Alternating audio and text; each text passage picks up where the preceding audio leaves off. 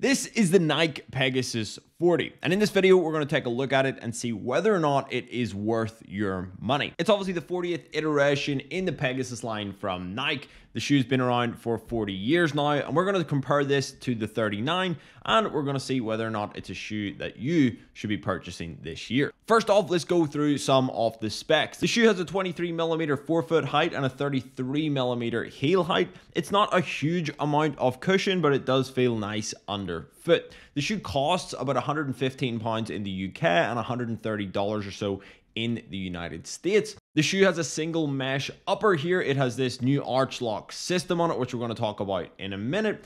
And it's pretty much a daily trainer that you can wear for any type of run, mainly used for road running. For the average runner like myself who just wants to pick up a pair of shoes and be able to put miles on them no matter what type of workout they're doing, or if you just do easy runs, you're just starting to get into running, it's definitely a great shoe to go with.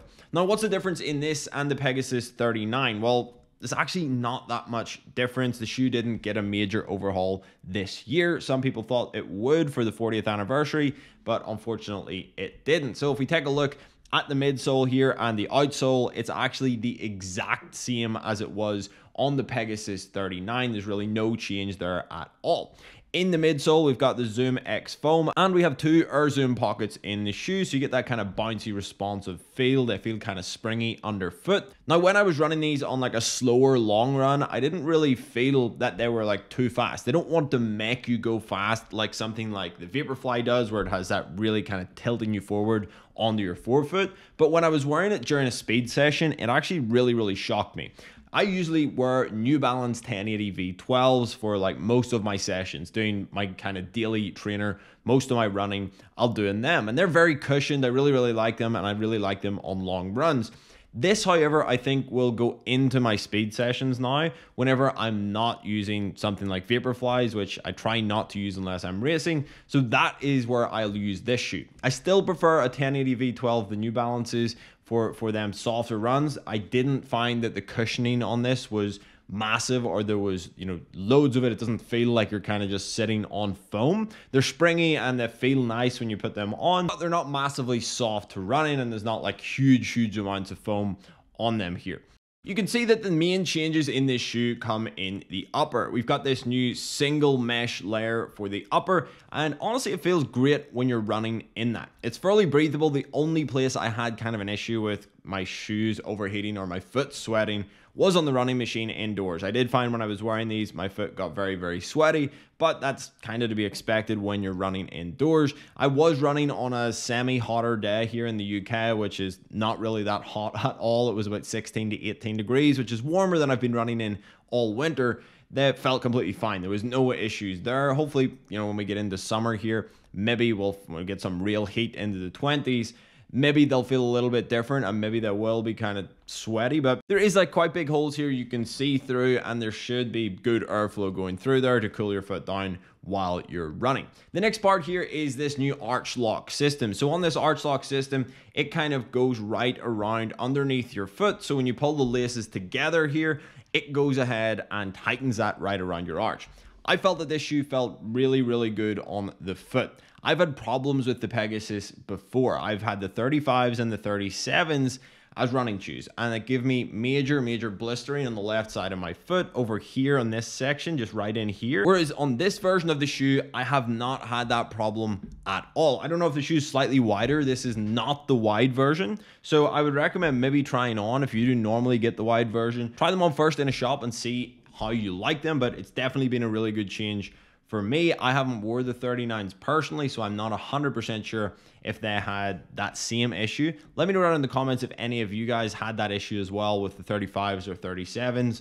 Maybe it was just a little bit too narrow for my foot, but this feels fine. There's a little bit more room there in that toe box as well, just to wiggle the toes about. So overall, really solid shoe. There's nothing I can really say bad about it, but there isn't very many upgrades from the 39. I would highly recommend, you know, if you want to get a pair of these, you want a pair of Pegasus, probably go and take a look at the Pegasus 39s right now, because they're going to be on offer in a lot of different places, and you can save yourself a ton of money. £115 for this shoe is obviously quite expensive, or $130. So definitely check out if the 39s are on sale. So during my long run in this shoe, I put about 10 miles on it, and obviously wasn't a hugely massive run, but I didn't feel any foot pain at all. I didn't really have any problems. Now, I'm a neutral runner, so again, this kind of shoe fits me. I was wearing wrong shoes for me. I had Hoka's, which are like more of a supportive shoe, and I had so many problems, so many injuries. My Achilles was messed up,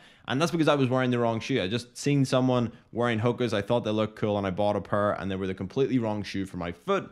Whereas this, it's not. It's a neutral shoe. That's what I am. After I went and got a gait analysis done, I realized that this fits my style of running. So on that long run, I had no issues. It was the first run I'd actually put in on the shoes. I had no issues with blistering, which is definitely something I instantly felt in the Pegasus 35s. These, on the other hand, just felt great for that run. My feet I didn't have any real feet pain over that distance. Maybe if I got into the 15 to 17 miles, I would start to find a little bit more pain. But again, when you're doing that amount of miles, that's kind of just normal at that point.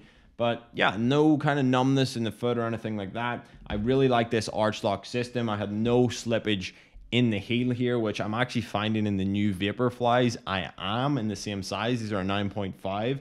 But these fit great in around my heel. There's some nice soft padding in the heel here, which feels good, locking that in. You pop your foot in, pretty easy to get on and off. If you need to lock, they've obviously got the wee runner's loop, extra slot there that you can slide through and create a runner's loop if you need to.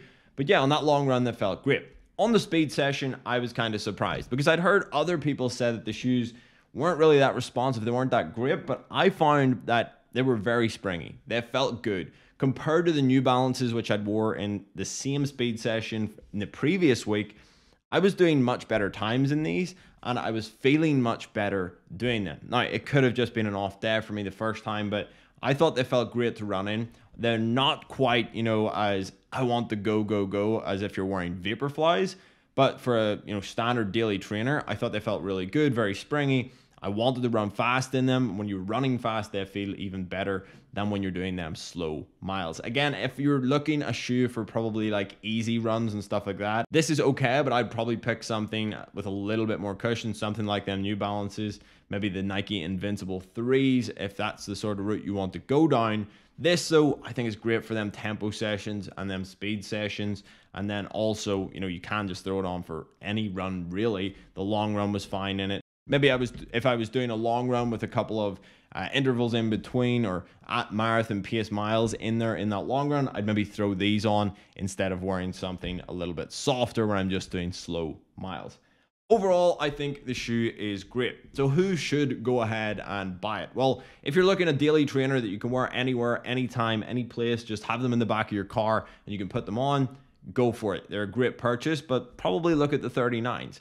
Who shouldn't buy the shoe? If you're not a neutral runner, then probably don't go for this. Go for something else that suits you better. And they're not a race shoe. They're not a race day shoe. Obviously, you could wear them if you wanted, but they're not carbon plated. They're not going to give you that extra little bit of speed that you get from something like a Vaporfly or the other super shoes out there. So hopefully you guys enjoyed this review. If you did, go ahead and hit that like button. Subscribe if you're new here, and let me know your thoughts down below in the description of the Nike Pegasus 40s if you've tried them, or the Pegasus 39s, because they're very, very similar. I'll also leave links down below in the description where you can pick up a pair of these at the cheapest prices. If you want to use my link, I'll get a little bit of a commission, and that helps out the channel. If you're currently training for a marathon, I just got my time down from a 4:24 to a sub 3:30, and I put together a video with 5 of my top tips, so check that out down there.